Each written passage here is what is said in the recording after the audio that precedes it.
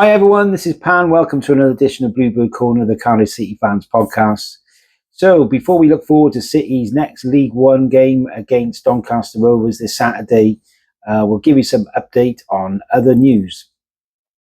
So the Salah case looks like it's going to go on until next March. The final proceedings are taking place from now. But as I said, it looks like it'll be the end of March before this case is decided. Amelia Salah's mum has already come out against Nantes and the people who arranged the flights. And by all indications, what I've heard is that it's very likely that Tan will win this case. It's not conducted by judges. It's more like business people.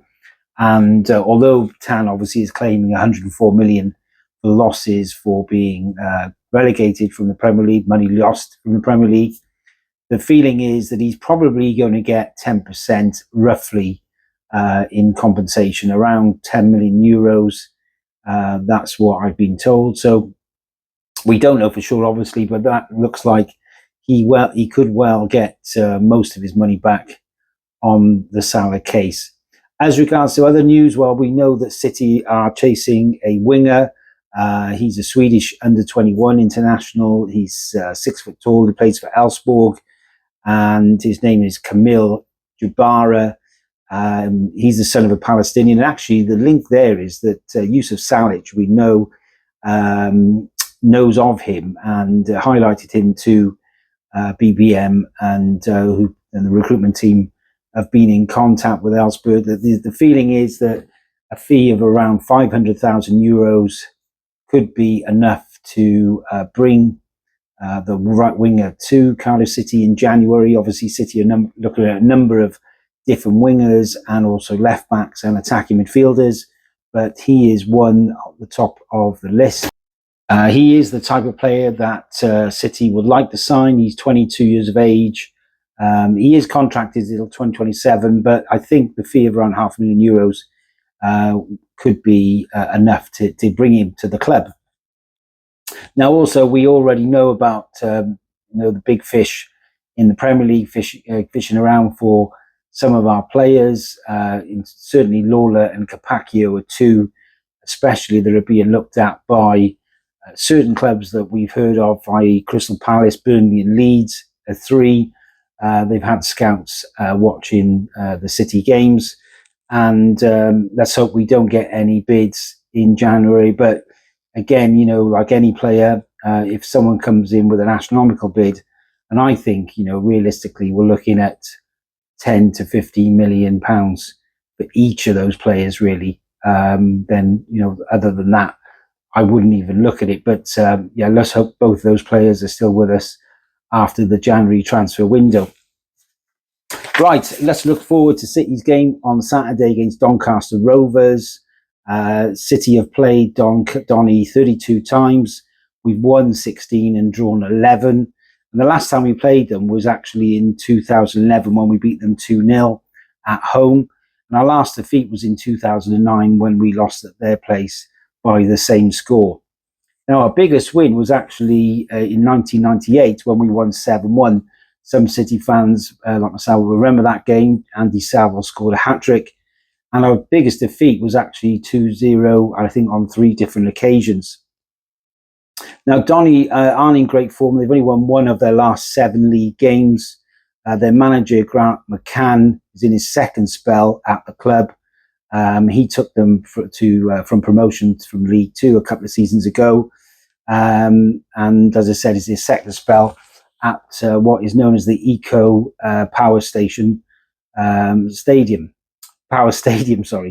which holds about 15,000. Now, players that you may know have played for City and Donny in the past include Paul Quinn, John Park in Leo Fortune West, John Cornforth, Peter Kitchen from my era, Max Waters, and some older fans would remember Alan Warboys and Graham Moore from the 60s. Now, past Donny famous players include Billy Sharp, probably the most famous, Brian Deane, Neil Sullivan, Darren Moore, El Hadj Diouf had a spell there, the former Liverpool striker, Neville Southall, the ex-Everton great, was also there.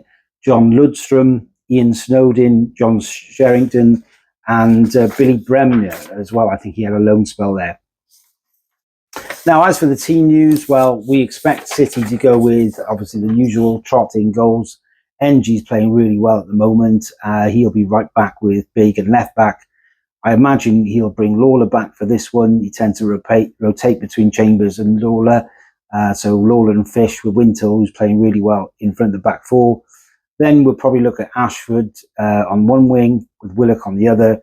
And maybe Turnbull with Kellyman in the attacking midfield areas. With sort of Turnbull sitting just behind.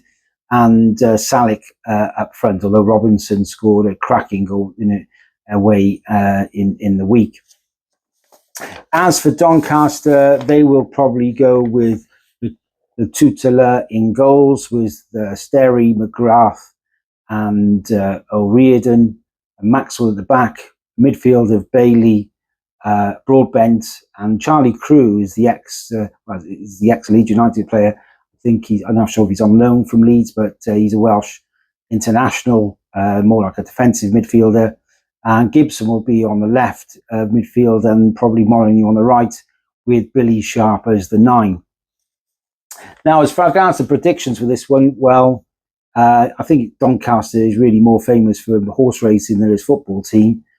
City are flying in the last 4 games. Obviously, we won league games and scoring 10 goals. And I can't see this one going any other way than a City win. I think it could be one of our biggest wins of the season, matching the Plymouth win at least. I think we'll get 4 goals. I wouldn't be surprised if Salick gets a couple and Ashford and NG. So I'm going to go 4-0, maybe 5 for this one. I think, really, Doncaster they're not better than the Mansfield, let's put it that way, and we could have easily beat Mansfield by more. And I know every game's different, but I'm going to go bold on this one and say we're going to win at least 4-5-0. Now, it'd be good to hear your thoughts on this one. Do you think Capaccio is the type of game that he should come in and play? Do you think Kellyman is more effective than Joe Colwell?